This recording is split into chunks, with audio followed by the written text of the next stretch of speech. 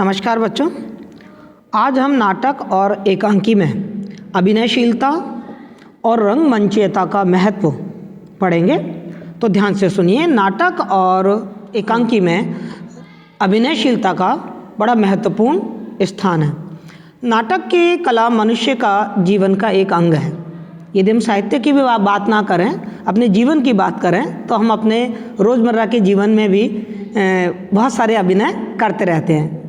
हम किसी भी बात को कहने के लिए, उस बात का सही प्रभाव उत्पन्न करने के लिए उस बात को शुद्ध कथन मात्र नहीं करते हैं, केवल कहते नहीं हैं, बल्कि स्वर में उतार चढ़ाव लाते हैं, हाथों को चलाते हैं, भुहों और आँखों और मुख की भंगिमाओं का सहारा लेते हैं, हंसते हैं, स्वर में भारीपन लाते हैं। यानी कि हर तरह से वह अपनी बात को स्पष्ट करने के लिए कोई ना कोई इस तरीके का हाव भाव प्रस्तुत करता है। बस इसी को ही अभिनय कहते हैं। कुछ व्यक्तियों में किसी घटना के विवरण को ऐसे अभिनय की माध्यम से प्रस्तुत करने की कला होती है कि वो जो सारी घटना होती है वो सजीव हो उठती है और बहुत ही प्रभावी बन जाती है। कहने का अभिप्राय यह है कि अभिनय केवल मनुष्य स्टेज पर ही नहीं करता है, केवल मंच पर नहीं करता है, बल्कि वो अपने जीवन में रोज़मर्रा के कामों में भी अभिनय का प्रयोग करता है। नाटक एक्चुअल में हमारे जीवन का एक स्वाभाविक अंग है और बच्चे भी स्वाभाविक रूप से इस कला का बड़ा प्रयोग करते हैं। इवन देन बच्चे तो बड़ों से भी ज़्यादा अधिक सजीव ढंग से अभिनय कर लेते हैं और घरों में वो प्राय इस तरीके के स्वांग या नकल करते रहते हैं। भारतीय आचार्यों ने इस अभिनय के मुख्य रूप से साहित्य के क्षेत्र में अभिनय के मुख्य रूप से 4 अंग बताए हैं। पहला अंग है आंगिक अभिनय। इसमें पात्र अपने अंगों का उचित संचालन करके हाव भावों का प्रकाशन करता है। इसे हम कायिक अभिनय भी कहते हैं और इसके अंतर्गत शारीरिक और मुख के विभिन्न हाव भाव और जो चेष्टाएं होती हैं वो आती हैं। मतलब 3 चीज़ें इसमें आती हैं, शारीरिक, मुखज और चेष्टागत अभिनय को हम कायिक अभिनय में रखते हैं। दूसरा जो अभिनय है वह है वाचिक अभिनय।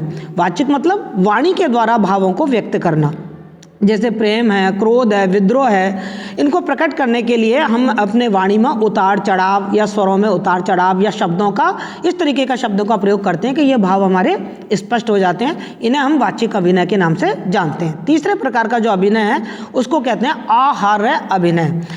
इसमें पात्र जो अभिनय करता है तो वो जो पात्र है अभिनय के हिसाब से ही अपनी वेशभूषा धारण करता है और उसी के हिसाब से उसका श्रृंगार यानी कि मेकअप वगैरह भी उसी हिसाब से होता है और इसमें मतलब रूप विधान आवश्यक है। मतलब जो भी वो अभिनय कर रहा है उसी तरीके का उसको रूप धारण करना पड़ता है। चौथे प्रकार का जो अभिनय है उसे हम सात्विक अभिनय के नाम से जानते हैं और इसमें जो कहानी है, एकांकी और नाटक की जो कहानी है उसमें रोमांच पैदा करना, कहीं कंपन है, कोई पसीना बह रहा है, इस सब का जो हमारे भाव और अनुभाव हैं, मन के जो भाव हैं, उन भावों की अभिव्यक्ति की जाती है। इसे हम सात्विक अभिनय के नाम से जानते हैं। और भारत में अनुकरण और अभिनय को नाटक का प्रमुख अंग माना है, जबकि पाश्चात्य देशों में सक्रियता को प्रमुख तत्व मानते हैं। तो आइए हम देखते हैं कि नाटक और एकांकी में अभिनयशीलता और रंगमंचीयता का क्या महत्व है। अब तक हमने ये पढ़ा कि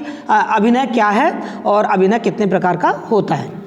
एकांकी हो या नाटक, इसे रंगमंच पर अभिनीत करने के लिए ही रचा जाता है और तो इसमें अभिनेता और रंगमंचीयता का गुण होना अति आवश्यक है। इसीलिए नाटक में और सब गुण जो मैंने तत्व बताए हैं आपको, नाटक के 6 तत्व बताए हैं एक्स्ट्रा, जो और हमारी विधाओं में भी आते हैं। आप मुझे बता सकते हैं वो 6 तत्व कौन कौन से हैं जो कहानी में भी आते हैं, उपन्यास में भी बताए थे मैंने, कौन कौन से आते हैं?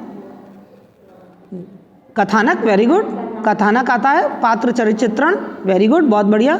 संवाद एवं कथोपकथन और भाषा शैली, है ना, देश काल और वातावरण और उद्देश्य, है ना। और इसके साथ ही जब मैंने आपको एकांकी और नाटक पढ़ाया था तो मैंने कहा था कि इसमें अभिनयशीलता और रंगमंचीयता, दृश्य विधान, ये तत्व भी बहुत महत्वपूर्ण तत्व होते हैं। तो नाटक और एकांकी में सभी तत्वों को सुव्यवस्थित और सुसंगत तरीके से स्पष्ट हो जाएं, इसके लिए हमें क्या करना है कि जैसे छोटे संवाद लिखने चाहिए, जो एकांकीकार है, तो वो छोटे संवाद होंगे, वो जल्दी से बोले जा सकेंगे, आसानी से बोले जा सकेंगे। आकर्षण और संप्रेषणीयता का गुण भी उनमें होना चाहिए। दृश्यों की संख्या भी बिल्कुल सीमित होनी चाहिए, बहुत ज़्यादा नहीं। जैसे एकांकी है तो एकांकी में दृश्यों की संख्या बहुत सीमित होती है। साथ ही दृश्य विधान ऐसा होना चाहिए कि जिसे आसानी से रंगमंच पर प्रस्तुत किया जा सके, और जिन दृश्यों को रंगमंच पर उपस्थित किया जाना है उन्हें पात्रों के संवाद के माध्यम से सूचना दे देनी चाहिए। एकांकी में इसके लिए ध्वनि संकेत दिए जाने चाहिए। एकांकी दृश्य काव्य होता है तो उसकी रचना रंगमंच के लिए ही की जाती है। इसके लिए एकांकीकार या नाटककार को इस बात का ध्यान रखना है कि मंच पर अभिनीत हो सके, इसलिए मैं कैसी दृश्य योजना बनाऊं। इस प्रकार उसे बीच बीच में रंग संकेत और अभिनय संकेत के जो निर्देश हैं वो देने चाहिए। एक एकांकी की सफलता के लिए ये सब चीज़ें बहुत आवश्यक हैं कि जो घटनाएँ हैं एकांकी की, उस घटनाओं को कैसे घटित होंगी, ये संकेत एकांकीकार को देने चाहिए। आपने नाम सुना होगा उपेंद्र नाथ अश्क, बहुत ही प्रसिद्ध एकांकीकार और नाटककार हैं। उन्होंने एकांकी के लिए 3 बातें बहुत प्रमुख रूप से बताई हैं, है ना। अब जैसे अपन एकांकी के तत्वों की बात करते हैं तो उन्होंने कहा कि एकांकी में विशेषकर 3 बातें होनी चाहिए। एक तो उसका आकार बहुत छोटा होना चाहिए, बहुत ही कम समय में वो अभिनीत हो जाना चाहिए। जैसे हम पढ़ चुके, एक ही एक अंक होता है इसमें। और दृश्य भी मैंने बताया कि अच्छे एकांकी में 3 दृश्य ही स्वीकार्य माने गए हैं। और समय की लघुता, मतलब समय की एकता होनी चाहिए, कम समय में वो अभिनीत हो जाए, 15-20 मिनट 30 मिनट में वो अभिनीत हो जाए। और साथ ही उसमें अभिनयशीलता का गुण हो और रंग संकेतों की स्पष्टता होनी चाहिए। रंगमंच की उपयोगिता भी इसी में ही है कि नाटक और अभिनय जो एकांकी है उसका अभिनय के द्वारा प्रदर्शन हो सके, उससे दर्शकों का मनोरंजन हो जाए, और मनोरंजन के साथ साथ वो एकांकी और नाटक जो भी संदेश दे रहा है वो संदेश भी जो श्रोता है और जो दर्शक है वो उन संदेश को ग्रहण कर सके, जिससे कि, क्योंकि देखो साहित्य का तो उद्देश्य क्या होता है, आपके जीवन में सात्विकता लेके आना, है ना, सामाजिकता लेके आना, आपके जीवन में सत्यम शिवम सुंदरम की संरचना करना। तो कोई भी एकांकी या नाटक होता है वो आपके जीवन में आपको कोई ना कोई उद्देश्य के साथ ही लिखा जाता है और कोई संदेश देता है। तो जब हम उस नाटक को सुनते हैं या देखते हैं तो वो संदेश, यदि उसमें ये सब चीज़ स्पष्ट है, अभिनयशीलता, रंगमंचता, रंग निर्देश, अभिनय निर्देश स्पष्ट है, तो हमको उसके ये उद्देश्य और उससे प्रेरणा ग्रहण करने में जरा भी तकलीफ नहीं होती। वास्तव में रंगमंचता और अभिनेता का तात्पर्य क्या है? एकांकी में रंगमंच पर प्रस्तुत करने की क्षमता होनी चाहिए। इसी को हम कहते हैं कि इस एकांकी में रंगमंचीयता या अभिनयशीलता का गुण है। उसमें ऐसे दृश्य एवं संकेतों का ध्यान रखा जाना चाहिए ताकि कुशलता के साथ जो डायरेक्टर है जो कि रंगमंच पर उसको प्रस्तुत करने जा रहा है वो उसको कुशलता के साथ कार्य रूप में परिणित कर दे। आजकल केवल रंगमंच पर नहीं, काफ़ी रेडियो रूपक जो एकांकी है उनका बहुत विकास हो रहा है। अब रेडियो रूपक जो एकांकी होते हैं उनमें क्या होता है कि उसमें रंगमंच के नियमों का उतना पालन नहीं होता, क्योंकि जो रेडियो में एकांकी होते हैं वो केवल सुने जाते हैं, देखे तो जाते नहीं हैं। उनमें क्या होता है कि जो ध्वनि संकेतों के माध्यम से ही स्थान की, काल के, वातावरण की प्रस्तुति कर दी जाती है। जबकि रंगमंच या दूरदर्शन के लिए जब हम किसी एकांकी को या नाटक को प्रस्तुत करते हैं तो उसमें दृश्य होते हैं, और दृश्य होते हैं तो फिर उसमें दृश्य विधान के जो नियम हैं उन नियमों का पालन करना अति आवश्यक होता है, तभी वो एकांकी और नाटक सफल माना जाएगा। मैं आपको बताती हूँ कि दृश्य विधान बहुत महत्वपूर्ण तत्व है। किसी भी नाटक को उसकी रंगमंचीयता और अभिनयशीलता में महत्वपूर्ण भूमिका अदा करता है, जो नाटक की कथा का नाटक के रूप में प्रस्तुत करने में बहुत महत्वपूर्ण भूमिका अदा करता है। नाटककार अपनी कथा को नाटक के रूप देने के लिए सबसे पहले क्या करता है, उसको अंकों में विभाजित कर देता है। यदि नाटक है तो उसको अंकों में विभाजित कर देगा, और यदि एकांकी है तो हम सब जानते हैं कि उसमें केवल एक ही अंक होता है। उसके बाद वो क्या करता है, अपने जो उसने अंक बनाए हैं उस अंकों को में दृश्यों को निश्चित करता है कि उसमें कौन कौन से दृश्य होंगे। तो कई बार, अब जैसे एकांकी है तो कई बार तो एकांकी में एक ही दृश्य होता है, 2 हो जाते हैं, 3 हो जाते हैं, अधिक से अधिक 5 से ज़्यादा दृश्य उसमें नहीं होने चाहिए। तो वो क्या करता है, एक या अनेक दृश्यों में अपने जो उसकी जो घटनाएं होती हैं, जो उसकी कथा होती है, उसको बांटकर और उसके अभिनयात्मक रूप की कल्पना करता है कि जब ये एकांकी का अभिनय होगा तो किस तरीके की प्रस्तुति सामने आएगी, और इस कल्पना से वो दृश्य विधान और रंग निर्देश करता चलता है। ये दृश्य विधान स्पष्ट कर देता है, मतलब अपने दृश्य विधान में वो स्पष्ट कर देता है। जैसे अपन उदाहरण लें, मान लो कथा ऐतिहासिक है तो वो क्या करेगा कि वो जो कथा है वो किस काल की कथा है, सामाजिक है तो उसकी कथा किस वर्ग से संबंधित है, पात्रों का जीवन स्तर कैसा है, कथा की घटनाओं का स्थान कौन सा है, प्रयोगों की ये सब बातें वो अपने दृश्य विधान में निश्चित कर देता है। साथ ही नाटक को वो ये दृश्य विधान अभिनय बना देता है, उसमें अभिनयशीलता का गुण पैदा कर देता है। तो इस प्रकार हम देखते हैं कि दृश्य विधान के तत्व में ही देश काल और वातावरण का भी चित्रण शामिल होता है। इन सभी तत्वों एकांकी में पूर्णतः निर्वाह होना चाहिए, तभी वो एकांकी सफल एकांकी माना जाएगा। तो हमें ये इस बात का ध्यान रखना है कि एकांकी में एक अंक होगा, उसमें दृश्य 1 से 5 तक हो सकते हैं और नाटक में अधिक दृश्य भी हो सकते हैं, और उन दृश्यों का विधान अभिनयशीलता के परिप्रेक्ष्य में कैसे किया जाना चाहिए अभी मैंने आपको ये चीज़ समझाई है। पता है, एक बात का आपको बहुत ध्यान रखना है कि एकांकी की सफलता का रहस्य उसके अभिनय और रंगमंचता पर ही निर्भर करता है। यदि वो उसका रंगमंच पर यदि हम उसको प्रस्तुत नहीं कर पाते तो वो एक सर्वश्रेष्ठ एकांकी की श्रेणी में नहीं आता है। अभिनय के द्वारा ही पात्र अपने मनोभावों को अभिव्यक्त करता है। नाटकीय और हृदय स्पर्शी संवाद अभिनय को बहुत प्रभावशाली बना देते हैं। एकांकी की रचना अभिनय को ही ध्यान में रखकर एकांकीकार या नाटककार अपने नाटक की रचना करते हैं। इस दृष्टि से वो विषय भी ऐसा चुनते हैं जो कि बहुत आसानी से जिसका अभिनय किया जा सके और उसकी संवादों की योजना की जा सके। रंग निर्देशों की सहायता से एकांकी और नाटक के उद्देश्य और उसकी रंगमंचता की आवश्यकताओं को मूर्त रूप दे दिया जाता है, क्योंकि रंग निर्देश अभिनय में सहायता प्रदान करते हैं। पात्रों की वेशभूषा, उनके हाव भाव, उनका अंग संचालन, ये सब अभिनय को प्रभावशाली बनाते हैं। इसलिए ये अभिनय निर्देश भी वो अपने एकांकी या नाटक में देता हुआ चलता है। सभी कुछ कथोपकथनों के द्वारा व्यक्त नहीं किया जा सकता, संवादों के द्वारा सब कुछ व्यक्त नहीं किया जाता।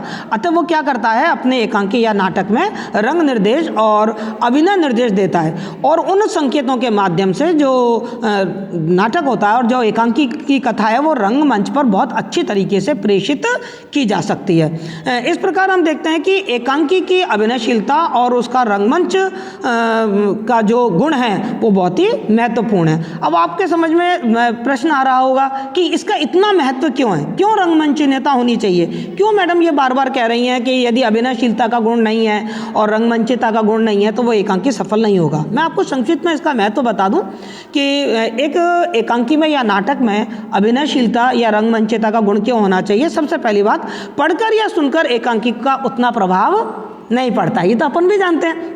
जितना उसे हम रंगमंच पर देखेंगे तो वो हमारे दिमाग पे एक तक छप सा जाता है, क्योंकि कुशल जो कलाकार होते हैं वो कथा अपने जो कथानक के अनुसार होता है उसकी दृश्य सज्जा प्रस्तुत करते हैं, और जिससे जो चरित्र का अंकन होता है, जो चरित्रांकन होता है, जो कथा होती है, जो उद्देश्य होता है उस एकांकी का, वो बहुत ही संप्रेषणीय बन जाता है। और हम ये भी जानते हैं कि जो एक्टर होता है, जो कलाकार होता है, उसकी अभिनय कुशलता उस एकांकी को बहुत ज़्यादा प्रभावशाली बना देती है। दूसरे, रंगमंच पर अभिनीत होने से एकांकी की जो कथा होती है वो काफ़ी रोचक बन जाती है और हमारा मनोरंजन करती है। और मनोरंजन वाली जो चीज़ होती है, जिस चीज़ का मतलब हम जब मनोरंजन होता है तो रोचक होती है, आकर्षण हो जाता है, तो उस चीज़ को हमारे मन पे गहरा प्रभाव पड़ता है।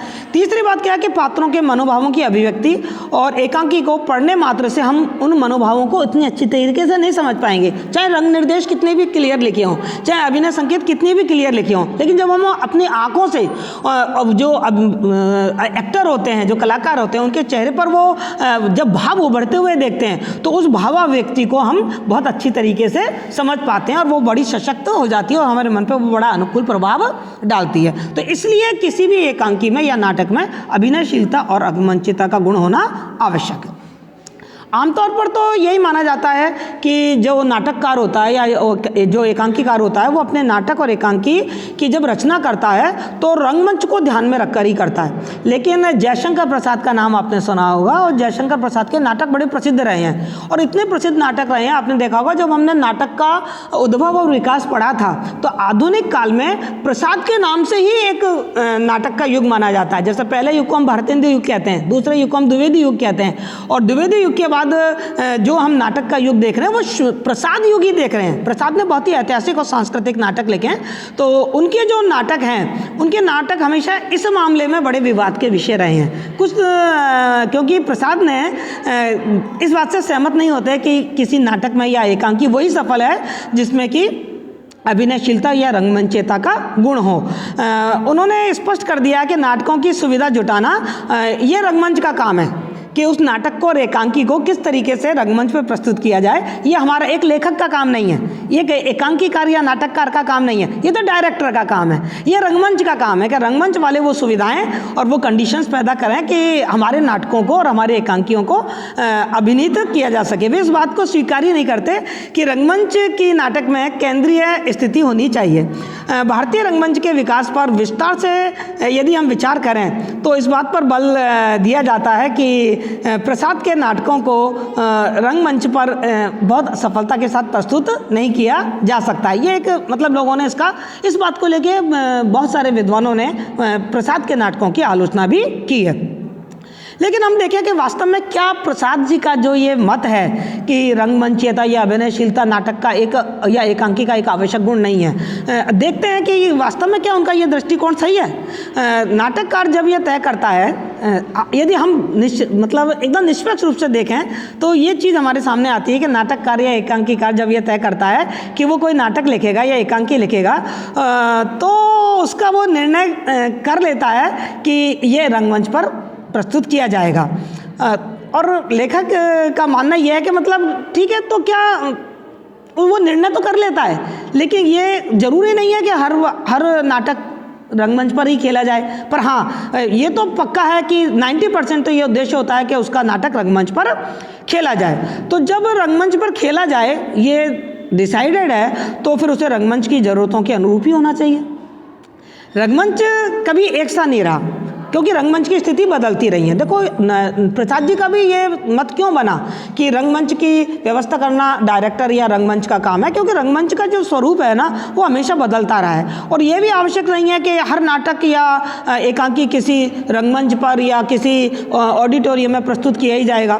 पर यह बात स्थिर है कि नाटक की प्रस्तुति अभिनय के द्वारा ही होती है। बेटा जो अभिनय विहीन नाटक है उसको हम नाटक या एकांकी कह ही नहीं सकते हैं। इसलिए जब कोई रचनाकार नाटक लिखने के लिए तत्पर होता है, तैयार होता है, तो उसके मन में नाटक की मंचीय प्रस्तुति को लेकर कोई एक कल्पना या एक संकल्पना अवश्य रहती है और उसी संकल्पना के अनुरूप अपने नाटक या एकांकी की रचना करता है और वो आकार ग्रहण करती चली जाती है। यह संकल्पना उस रचना का अनुकरण करे जो नाटक की रचना के दौर में मौजूद थी। मतलब जब वो रचना कर रहा है अपने एकांकी की या नाटक की, तो उस दौर में रंगमंच की क्या आवश्यकता है, उन आवश्यकता के अनुसार वो अपने नाटक की रचना करता है। ऐसी स्थिति में मंचन के लिए नाटक में अंतर्निहित उस संकल्पना को समझते हुए निर्देशक रंगमंच को नया रूप प्रदान करता है ताकि नाटक को सफलता के साथ खेला जा सके। अतः मेरे विचार से मैं तो यही कहूँगी बेटा कि एकांकी हो या नाटक हो, उसमें अभिनयशीलता का और रंगमंचयता का गुण अति आवश्यक है। क्लियर बेटा? क्या आपको समझ में आया? यदि कोई चीज़ समझ में नहीं आया तो आप पुनः मुझे बताइएगा, मैं आपके हर प्रॉब्लम को सॉल्व करने की कोशिश करूँगी। ठीक, थैंक यू सो मच।